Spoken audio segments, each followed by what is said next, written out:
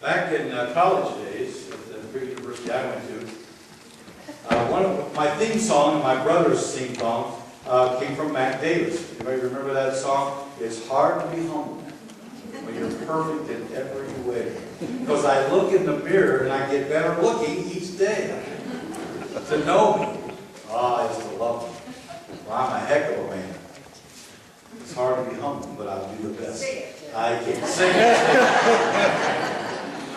I can't play low my guitar. I learned it was my theme song. It was one of the things that at least my family has done, and I guess I try to do with my own family, is that it is a part of my job, if you will, to help my children get a high esteem of who they are. Because if one has a good self-esteem, then one makes wise choices. One doesn't get into trouble. One has an outlook on the world. One has a confidence and a strength. And you meet people. And so I guess I want to do that. It is part of my job also then to help my children to be a little humble when they get out of line. But anyway, but I always believe that's one of the things we should help our children is to get a great self-confidence of who they are. And of course, who they are. Parents, let me go off on a tangent a little bit. Who they are is a child of God. And we, their parents, need to remind them that and to teach them that. They're not going to get that at school necessarily. But what makes them unique is that they are a child of God. And so lift your head high and be who God created. And of course, the opposite of that is a low self-esteem. That every ill wind that comes can just drag us off course because we really don't know who we are. People could put us down, hurt our feelings, and we just kind of shrink into a corner because we don't know who we are. And then so it allows us, if you will, to make some bad decisions. It gets us into trouble. Other people who think they know it all they have to do is act like they know it all, and those with self-esteem will just simply follow along and get themselves into trouble.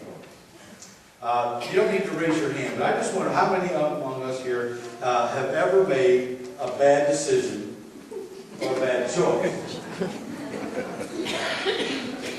That's true of all of us.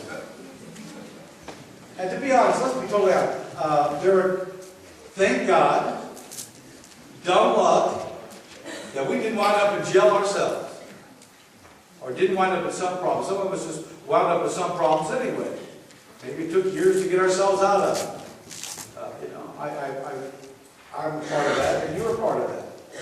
But hopefully we resolved that and we worked at that. But those who have a low self-understanding of themselves, we wound up getting ourselves into that. And so let us help one another to see that's not what we're about. I want to go back over to the high self-esteem of people. In my family, we drift with it. And so sometimes when you have a great self-esteem, then you begin to think of yourself more highly than you ought to. And those people who are not like you, who are not perfect and wonderful, just like you, are no good. See? Not only am I good, those who are not like me are no good. For years, I was told that Republicans were not good people. To be honest, at that point, I wasn't sure what a Republican was, but they must have had horns on their heads. But, you know. And then some years later that I was brought up, my mother said, Democrats, they're the ones that are no good. So my mind just kind of tried to get around that. Now that my mother's 80-some, she doesn't like Republicans or Democrats. They all have horns. But you see what I mean? If they're not like us.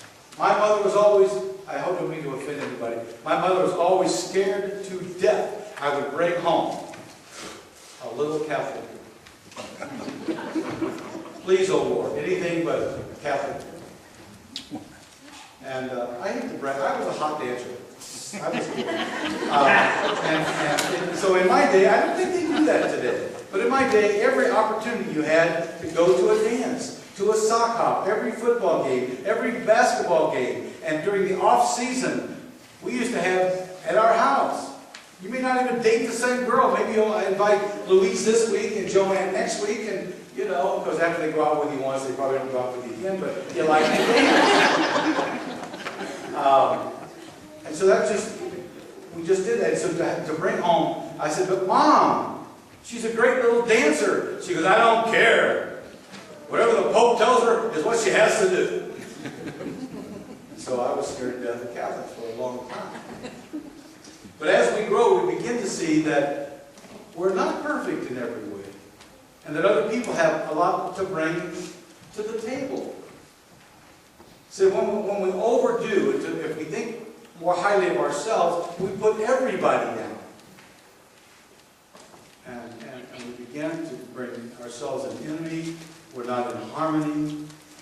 We have lots of division. And we still do in America. But the more I've met people I'm not like, the more I realize I'm more like that than I thought. That we all have something to bring to the table when you get yourself over that. In Jesus' day, this Pharisee guy, religious fellow, came into the temple. Now, by the way, you didn't have to fast all the time. At least on the Day of Atonement, if I understand this right, on the Day of Atonement, Yom Kippur, you had to fast that day. That's the obligation. But other than that, you might be encouraged, even in our own United Methodist Church, we are encouraged to fast from time to time. I thought it was to lose weight. It really isn't about that. It's to not worry about food and things, but to be in harmony with God. And then when you're hungry, you're supposed to say, oh God, help me. You know, but fasting is a way of getting spiritually cleansed and so forth. So we still encourage it, but you didn't have to do it. It was just something you would want to do. And so it's convenient on market day that these people would show up and they looked a little pale. If they didn't look pale enough, they might put a little white powder on and have their face all scrooged up, you know. And people said, oh my, look at them. They must be fasting. How religious they are. They set them apart, you see.